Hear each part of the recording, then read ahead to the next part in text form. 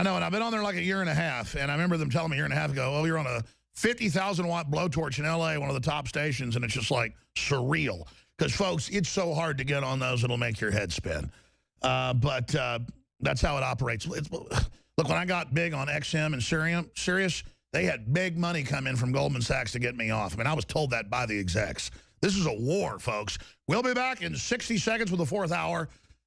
I love you all. It's great to be a patriot, isn't it? At the time, told you repeatedly, according to the movie, stand down. We saw that in the trailers. Use the words, stand down. Is that how you remember it? Yeah, I mean, it was him. It was the chief of base, the deputy chief, and our team leader that were sitting on the front porch, and when he told me to stand down. It was, Tig said, hey, we're losing the initiative.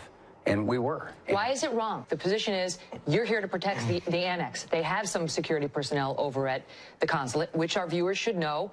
Congressional investigators have already found was woefully inadequate and that we were totally unprepared, that state had totally left those guys unprepared to defend themselves. In the moment, that station chief at the annex is saying to you, stand down, you're here to protect us, this facility, not that one.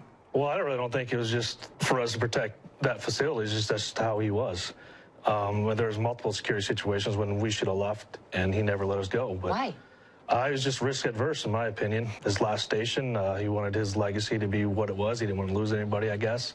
You got trained Army Rangers. You got Navy SEALs. You got Marines. Yeah. The best in the world, standing there ready to go. Armed to the teeth, trained for exactly. We have had the former Speaker of the House, Boehner, who I'm not a fan of, another rhino, but he's even come out and said Hillary really shouldn't run. She should drop out. There's a good chance she's going to get indicted. Well, I mean, she's been caught on the servers. She's been caught in Benghazi. She's been caught over and over again. I'm really worried about her supporters. I mean, if there was a Republican with all this baggage, I wouldn't support him. And then when she's president, what crimes is she going to commit? Chris Paronto was one of the folks that was there, brave enough to go on Fox a few months ago. An Army Ranger, saw a lot of combat duty, and then got into the CIA as a contractor in their annex security team. He's one of the few survivors from it, and one of the people that refused to stand down. And he was there. They testified to the orders to stand down from their boss. And, of course, we know who was getting orders. At that point, it was coming directly from the State Department. This could really bring down the entire corrupt system with them. We're going to go to break in a moment, come back with a long segment with our guests. But, Chris, is this surreal for you to be in the middle of this, and now it'd be a major movie based on your, a book and other research and others, and to see Hillary still hanging on by her fingernails? Honestly, as the more stuff that comes out, we just had another revelation with a Special Forces Sergeant Major that came out. Adam Housley reported on it, as well as one of the pilots from Aviano Air Base. It's becoming, it's vindicating. It's becoming more and more. It's more and more vindicating to us because it's showing that we are telling the truth. That myself, Tig, and Oz, and the other two guys, Jack and Boone, that we came out initially, said what took place. People didn't believe us. Book was written to get this started, to get the truth out there. And now as more information comes out, people are finally seeing, hey, guess what? Rangers, SEALs, and Marines, they aren't lying. Which I don't know why people would say that anyway, but they did initially the first 2-3 years. So to me, it's vindicating, and to see her keep saying that it didn't happen, to call the families liars, to basically call us liars. Surreal isn't the word. It's more anger and disrespect. That's what I continue to feel, and the more that comes out, the more anger I feel. Well, I tell you, it is simply incredible to be in the middle of this as just a reporter since day one, having people on like Colonel Schaefer and others. A week after it happened, he'd obviously already heard through the military, through the Army, exactly what had unfolded and what had gone on. And it's so sad that we've gotten to this point as a nation. We're going to break in a moment, but in your gut, where do you think this is all going? Well, the more that good people, the ones that were on the ground, that were trying to assist, are standing up and speaking out, I'm seeing it going in the favor of people still saying that she wasn't telling the truth, that she was lying, and that she tried to cover it up, and the State Department really did fail us and tried to cover up for her. So hopefully I'm seeing it go in the direction that she does drop out as president. Absolutely. This is huge. Chris, stay right there. We'll be back. Thank you. Chris Tonto Paronto, as he's known, former Ranger, 2nd Battalion, 75th Element, I don't want to go over his whole bio because he's only here with us a couple more segments. He's got to go. Security and military consultant, hero Benghazi attack. And I mean, he wrote the book, 13 Hours. It's based on that. And I couldn't believe Hollywood put something out that, according to people that I know, that know all these guys, and now we're talking to one of them themselves that wrote the book on it, it's very accurate from their perspective. I only had the perspective of Colonel Schaefer and Tosh Plumlee and other Pentagon sources that within a week said, ordered, came down from the CIA. That was from the State Department. They had drones over it, 8 hours of firefights, hours before that to stand down. I mean, Hillary and Obama really think we're stupid. Let me ask Chris, who is a hero, because he has the will not just to have courage physically, but to buck them saying shut up and lie. And a lot of other folks have had that courage, that moral courage. What do you think they were really doing there? Why are they covering it up so nakedly? Why do they think they could have a 13-hour stand down and not have the whole internal military structure learn of the treason? You know, it goes to arrogance, the way I look at it. And you said it. You said it right there. Are they going to just lie and people going to believe it? Well, you know what? Half America did. And that just goes arrogance. That goes how our country is nowadays as well, where they would rather believe politicians than SEALs and Rangers and Marines and military veterans. That's a sorry state we're in right now. Another reason, there was an election going on. Terrorism was on the run, which it wasn't. So, it comes out that there's a terrorist attack and an ambassador of Chris Stevens' stature, great man, dies, and Mitt Romney actually grabs himself there and is a man about it. He attacks Obama. He wins the election. So there's a lot of different things. And then also just overthrow of Gaddafi was a mistake, to be honest with you. And that was the State Department that pushed that. That was Hillary that pushed that. So that puts her in a bad light. There's so many different reasons that they wanted to spin the truth. Well, your book is, what is it, a #1 New York Times bestseller now? It has been several times, the hardback and the paperback both. And it's been on New York Times for, geez, I don't know, 3 years now. So off and on for the last 3 years. So people want to know the truth. And the more they find out from folks like yourself, the more they find out from people coming forward. Trey Gowdy's committee actually, I think, is doing a good job. The more people go and pick up the book and they read what happened on the ground. And I'm glad people are doing that, because they finally are listening to the guys that were on the ground that night and not politicians that were watching it on Facebook or social media. I just don't know how Hillary and Obama thought they'd get away with it. Joe Biggs, I mean, you've been in the military, you've been in combat, you have more experience interviewing this guy than I do, but it just seems crazy that they think they'd get away with this. Well, the thing is we have these reports coming out that the Air Force had these F-16s on standby, fueling. They could have been there, as an air asset to cover these guys. And in the past, right, Chris, you guys had used some of these assets before in previous missions. So it's really weird for me that all of a sudden, this day, they weren't able to do it. I talked to a Marine yesterday that has buddies that's part of a FAST team that was ready to go in there and help out as well. And for some reason, everyone was told to stand down. Well, let's talk about that. Yeah. What I was told within a week was it was about letting the ISIS Al-Qaeda people, they weren't called ISIS then, get those warehouses, ship it into Syria, and have plausible deniability, and the ambassador wasn't going along. Is that accurate or inaccurate, Chris? And that is a gray area. I don't know for sure. I'll be honest, I don't know for sure. I've heard the same things. Were there weapons moving around? Yeah, there were stockpiles of Gaddafi's weapons that were there that were getting out of everybody's hands that we were trying to get. But to say that there was a nefarious action going on, because of my non-disclosure, and maybe that answers your question right there, because of my non-disclosure, I can't discuss a lot of that stuff. Wow. What about threats? We know a lot of higher-ups have been threatened. People have been sanctioned. Just a lot of crazy things have happened. They've talked about witness protection programs and things. Yeah. I mean, can you speak to the threats? A lot of it really is passive-aggressive threats. It does take a lot of moral courage to actually step forward. We lost our jobs because of it.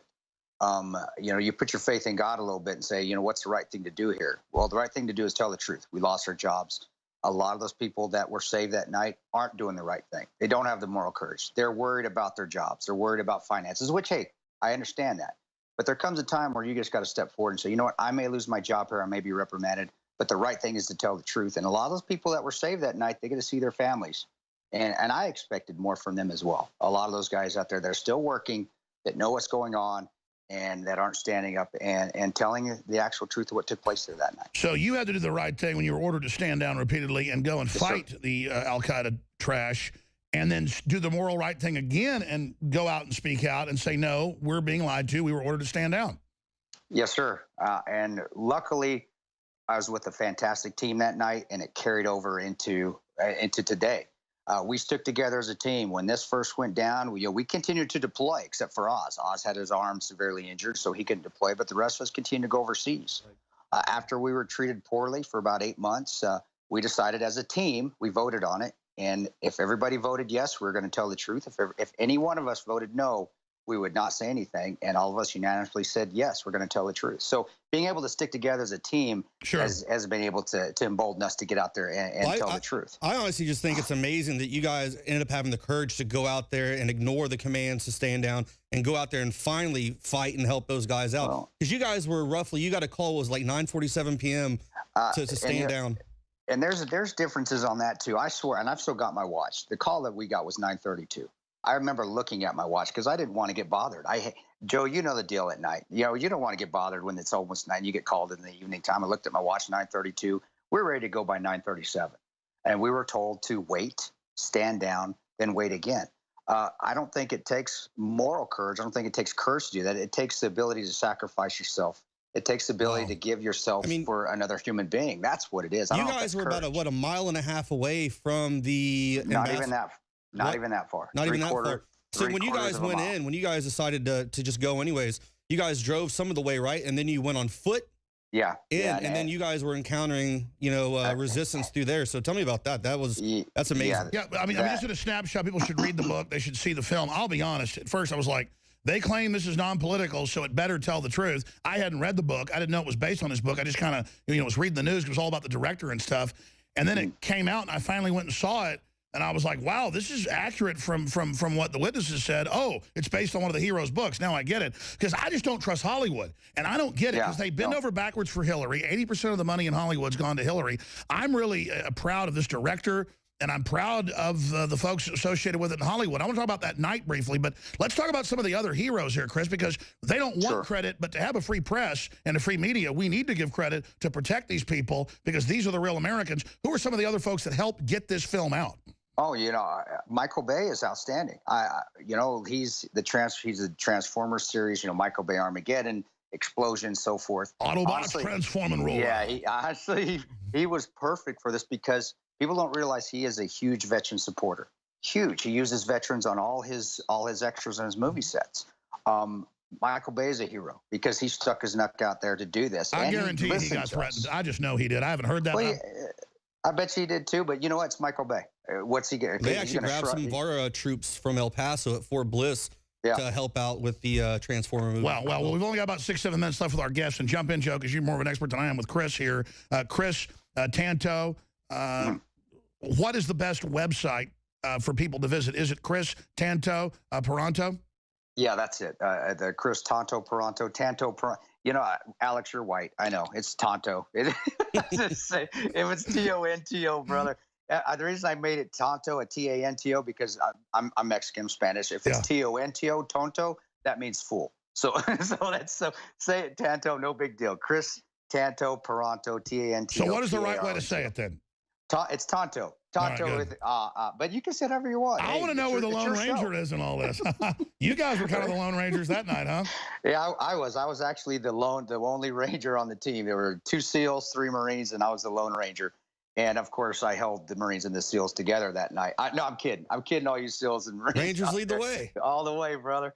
But no, it was a fantastic team.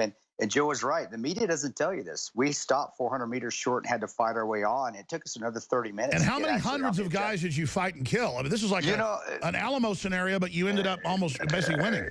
Yeah, we did until they brought the mortars in, which we couldn't defend, which would have been nice to have the Air Force there to help us with that, which I know they were trying. We had any reports from 30 to 70, but we never got an official count because at that time Benghazi didn't happen. So, but that's at any one time, 30 to 70, because some of the reports I read said that was wave after wave. Yeah, no, and it was. I mean, there was. If people want to take care of how many firefights were in that night, 2 at the consulate, and then 3 actually at our compound. So 5 firefights that night. So it varied from anywhere from I'm seeing 50, and when you're seeing wave after wave, you're just shooting guys. That's what you're doing. You're just shooting them as they come. and you're not even keeping count. That guy goes down, go to the next guy. That guy goes down, go to the next guy. It's like whack-a-mole. You're just whacking them and they're going down. So, but a body count, I'll be honest, we never got an official body count. We got an unofficial count of around 50 is what the unofficial was from a local there that was in Libya that told us. He said the hospital was just full of bodies. And that's all we got. We didn't know. Incredible. And then now those very same type people that survived admit they've gone on to Syria to run around and slaughter everybody. What do you make of now seeing Obama and others trying to back ISIS, al-Qaeda groups? Our own Pentagon leadership actually came out and said, we're not going to do this anymore. I was really proud of Chairman Dempsey and others at the time saying no. And now reportedly, even Cy Hirsch, the New York Magazine's written about it, I'm sure you've heard about it, that our own military quietly for the first time ever just said, I mean, it wasn't mutiny because Obama is mutinying against the country. They said, we're not backing ISIS and al-Qaeda. And why should that's the right thing to do. It's why do we back terrorists? Ansar al-Sharia was the group that attacked us. We're going to skip this break. We only got a few minutes left here with our guest. Chris, I know you got to go. Other points that are important to get out to people. We need to start sticking together, holding our politicians accountable, leading from the front instead of leading from behind. That's what we've been doing. We've got to go and destroy terrorism. We can't play around with it anymore. Stop giving money to these countries that sponsor terrorism. Go in there, get the troops. You got SEALs, you got Rangers, you got Delta, you got SF, you got all these warriors out there that want to go and bring the hammer, and you have to do that. If we don't, we're going to be fighting it on our home front. We already are, and it's just going to get worse. Let me ask you that question because you got interrupted there by that break I just canceled. Sure. Again, Chris, Peranto.com is the website. The book, 13 Hours. Everyone should read it. I haven't read the book yet, but my friend has. I've got a copy now. They said there's even more in the book that isn't in the film. Is that accurate? Oh, yeah. I mean, we have 13 hours in the book. It has everybody on the team's perspective except for Ty because he passed away that night. Getting 13 hours in a 2-hour movie, you have to condense things. So the movie did great, getting as much as it could into it. But the book is exactly what took place that night from everybody's perspective because the whole team were authors of that book. Incredible, absolutely amazing. Specifically getting back to our Pentagon, again, New Yorker Magazine confirmed what Colonel Schaefer told us 4 years ago when it all first happened. The Pentagon at that point said, that's it, you've gone too far. We're not going to back shipping these people into Syria. This is out of control. And now it's been the State Department and NATO kind of running it from behind the scenes with an internal, really, I'd call it a civil war. What can you say that isn't classified about that? What the sense is of the former operators for the contractors and people currently in, sir? As far as Syria goes, that country, we shouldn't have went in there and tried to overthrow Assad to begin with.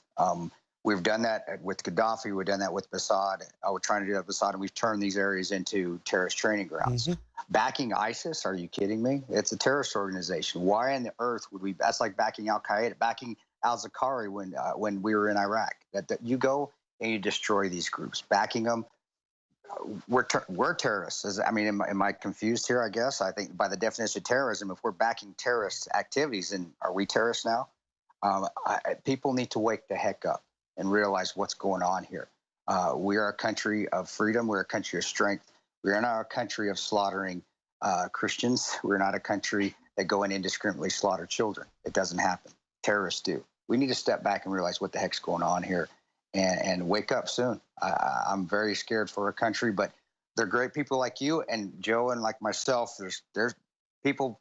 We got warriors everywhere in the United States that are ready to step up. Totally. Well, I mean, look, your courage, your team's courage, the folks that put the book out, the film, this has now brought it to a head. Joe, I don't see how Hillary survives this. That's why even our own party's saying we might want to pull her back. But then we've got Bernie Sanders. I mean, any points on that? I watch military movies all the time, and I leave out of the theater angry because it was done so horribly. I left out of this movie angry because it was done right. And I was angry for the right reasons, that our men and women get left, they get screwed over by our government when they swear an oath to uphold the Constitution, to defend it against enemies foreign and domestic, and then they go out and they're putting their lives on the line, and they get screwed over like that when there were clearly air assets that could have been there to help you guys out. There would have been hardly any loss of life, more loss of life on the bad side. And here we are. I'm just thankful. Like, you're one of my heroes, man, to be able to sit here and talk to you right now. I don't even know what to say right now. It is amazing. Well, listen, Chris, I hope you'll come back again in the future. Sure. What other projects are you working on right now? Well, right now, actually, I'm a public speaker and I speak dang near everywhere. I'm 4 or 5 times a week in different states. Possibly, and I don't know if I will or not, but I've been asked to possibly write my own book. I don't know if people want to know about me. I'm not I'm nothing special. But if that goes on, if not, brother, just living and fighting a good fight. That's all I can do. We ought to bring him to Austin and speak here and have him in Heck studio. yeah. I would love to come back. Did to you Austin. lose your security clearance over that? No, I don't. That's not good. as far as I knew. Didn't lose. But we were told that when we said, when you guys do the book, you cannot work with us anymore. With being us was the agency. That's a good question, Joe. If I did, I didn't get a letter. Well, let me ask you that question. The CIA saying stand down, you could be in harm's way and they say stand down again. I mean, do you think that's reflective of your experience, or was this a one-time deal? I mean, it's pretty cold-blooded. You know, when I first started, no. I had some outstanding chiefs of bases, outstanding chiefs of station. As it continued on, and it's not a coincidence that it coincided with being 8 years ago when it started to get a little bit more politically correct, a little bit more wishy-washy, a little bit more let's not offend the locals into, hey, we got to take care of our own people. That's not a coincidence. So nowadays, and again, I've been out now for two years, 3 years. I haven't deployed because of everything that went on. But I do remember it getting a little bit more touchy-feely and hands-off, and not more of dropping the hammer when I first started. So I would say, is this typical now? Probably, but since I'm not deploying, I haven't deployed for the last 2 years, I can't say with 100% certainty. We'll definitely have to go shooting. Get you out here with Dino Norm. Sure. Well, listen, in closing, we really appreciate your work. Everybody should see the film. They should also read the book. Once you leave here, though, you're going to think back and say, oh, I should have said this. Any other points that are important for folks? Yeah, you know, honestly, I've said my piece at this point. Alex, if there's something else, believe me, I'll get in touch with you, and I hope you'll have me back on the show. And just, God bless you all. And keep that in your life. Keep that faith. We can win this. We can get it back to what I knew was when I was growing up, which was patriotism, which was respect, and sir and ma'ams are still being said, and people were still open doors for each other. Absolutely. This could bring down the criminals in our government. This could really take the republic back. I mean, there's something really special about Benghazi. It's a horrible tragedy, but you also see the best in people at the same time. It's really amazing. Yes, Chris, God bless you. Thank you, sir. Thank you, sir. Thanks, Joe. Thank you. All right. Well, that was a powerful interview. And you're right. I mean, just the words to describe, you see the worst in people with the globalists and Hillary and Obama and these scum. They're caught with their pants down, Joe, nakedly in front of everybody. And then now they try to suppress it, but it didn't work. Yeah, there's a great awakening going on. And I'm just glad people are standing up in the military and coming out and talking about this stuff. I mean, like the Navy SEAL I interviewed the other day, Carl Higbee. He actually went on Fox and Friends and was talking about the corruption within the administration, Obama's administration. And as he was getting out, they contacted him and said, oh, we're going to not give you an honorable discharge. It's going to be an other than honorable now, because he came forward and started speaking about the atrocities going on. And notice Megyn Kelly, she's going, oh, it was an accident. I see they didn't know why they ordered to stand down. He goes, no, it was on purpose. That's the same guy, right? No, this is a different one. This is the guy that was the guy that took in the Butcher of Fallujah, the bad guy. Oh, sure, American I know Sniper. him. So that was the bad guy that Chris Kyle was going after, an American Sniper. That's who Carl Higbee actually was able to So they just persecute all these guys. Yeah. Well, what about the other SEALs that were on the show, talking about how, no, this isn't by accident. This was done on purpose. Yeah. And those guys, some people, like he said, like Chris said, some people are going to stay in the system and they're going to sit there and live with that lie just so they can make money, just so they can continue on. Well, I want to warn those people, because I've talked to a lot of folks who were, in special ops back when it wasn't as large as it is. I mean, quite frankly, the older special ops will say these are even better special ops now, because they see so much combat, so much action. This is like superhero stuff now, what they do. But back in the day, it was almost more, cloak and dagger spy stuff, still is. But that Green Berets and Navy SEALs and other special ops guys have done a bunch of dirty work, they're 30, 40, 50 years old, they send somebody to kill you. Well, and folks need to know, listen, even if you serve them and do dirty stuff, they put you in that file, they come and they kill you, okay? And you need to understand they do it. And so the only way I found to be safe from researching all this is to speak out and expose it so there aren't any secrets, so they have a reason to kill you, Joe. Well, I'm scared for our special forces community right now, quite frankly, because right now we have a lowering of standards that is happening under the Obama administration. We have women being allowed to come into combat. We have women taking over combat leadership positions in Ranger battalions. We have 3 SEALs who have just died in training. What's going to happen? We have these people in these high-level positions that are so politically correct. I'm in fear of the fact that they're going to lower the standard of buds for SEAL training to become a Navy They're SEAL. already saying they want to. And if they do that, what happens to our Tier 1 operators? What's going to happen when you go into combat with an already team that's been with the older way of doing it the right way, and you start ushering in some of these drop standard people? You're going to have more loss of life. We're going to look like more soldiers walking around in high heels. I'm scared for the future. It's all meant to destroy the country, Joe. People keep saying, this is destroying us, shutting off our power plants, telling us moms and dads are bad. Yes, they're trying to sabotage us. We're being destroyed. It's a globalist program. David Knight's coming up. I want you and I to hand the baton to David here, hosting the 4th hour. And I really want to appreciate you getting Chris on the program. He seems like a really neat guy. Oh, yeah. Amazing guy. He's really good friends with some of my buddies here that I shoot with. Absolutely. You know, I was talking to Tim Kennedy when he went and saw that film, and he said it was so realistic from what he's seen, what he's experienced, that he couldn't sleep that night. Yeah, I was angry. It's just absolutely horrible. And just to think that this all went on and they stood down in front of all the drone footage. The military all knows this is what really happened.